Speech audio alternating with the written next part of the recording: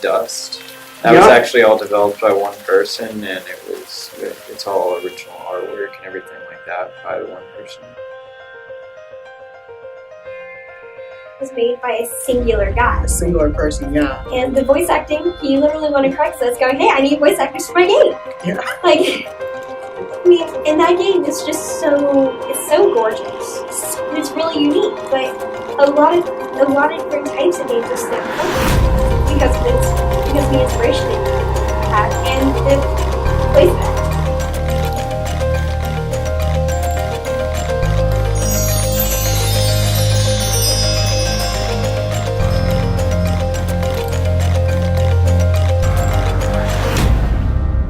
I'm making a video. It's for a class. It's for my publicity and PR class.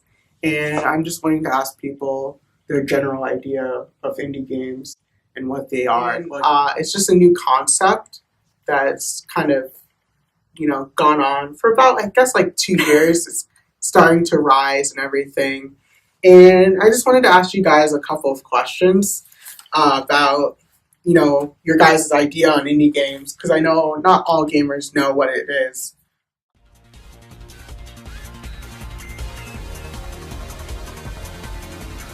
Yeah, they're made by maybe a group of people, a small group of people, maybe a person, or anywhere that's basically not a AAA studio. It's not a first-party studio, and it's being produced.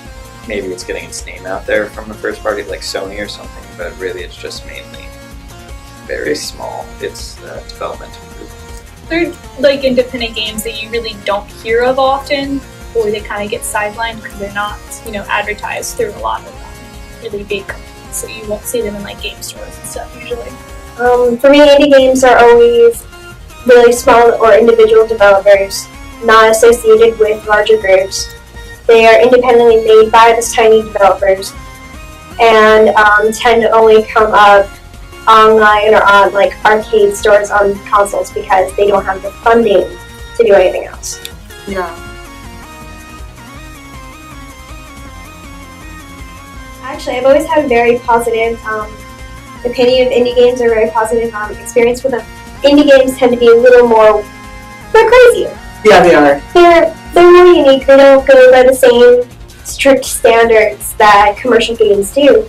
So sometimes you can get an incredibly different kind of gameplay out of them, or incredibly different kinds of storylines, just because they're not what you would see in mainstream gaming. I haven't played a lot of them, and one of the games I played that actually is an indie game, I didn't realize it was an indie game. So it kind of made sense considering how many times it's been canceled and remade, and canceled and remade again. And what game is that again? It's called Lucent Heart. It's an MMO game. It kind of sucks until you get really high up. I like them. I think that if anything, they should make more of them because they really diversify and they're quicker. Normally they're sold for cheaper. They're a lot more accessible to people, and I don't know, they're fun. They're just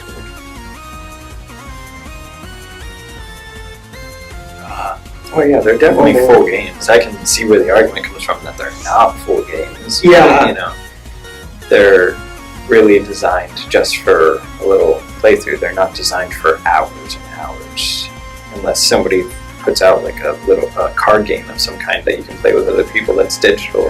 Yeah. But otherwise, yeah, they're definitely full games. But Lucent Heart, it's a real MMO game. It's comparable to World of Warcraft in the sense of the gameplay and the way it's designed. It has the same structure base to it. Granted, it's completely for a different set of people because it's more of an anime-based game, but it's still the same structure of leveling up, challenges, getting groups together to go against something. So it's a full game. Yeah.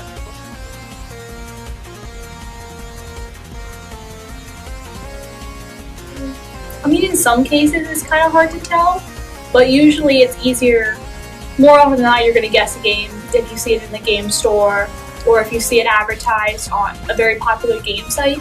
There's a chance it's probably a big developer game, because they tend to have the money to do all the advertising for stuff to actually get into stores. I guess World of Warcraft and Minecraft would be one of the few exceptions with indie games. Also, they're more mainstream. You see indie games everywhere now. Before you used to have to go hunt them down. Yeah. Have to go hunt them down on Humble Bundle or on Steam, things like that. You have to go find them. But now you can get them on the Xbox App Store. You can get them on You can get them on the PlayStation Nintendo 4, Store. Nintendo. You get they're mainstream now.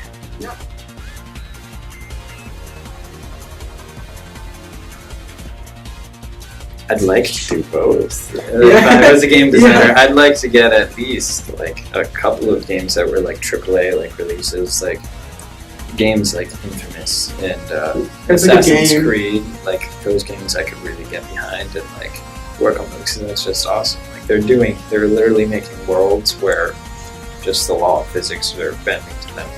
But then you get a game like Dust where you draw all of that, and then yeah, I mean that'd be cool. I'd like making games like that too. It's just a lot of fun. I can see it going both ways, honestly. With developers, you would have help if you needed it. You would have second opinions. You can go, hey, so what's this look like? This is good. But with indie games, you'd have to be a lot more creative about how you do things because you don't have as much money to literally throw at the problem.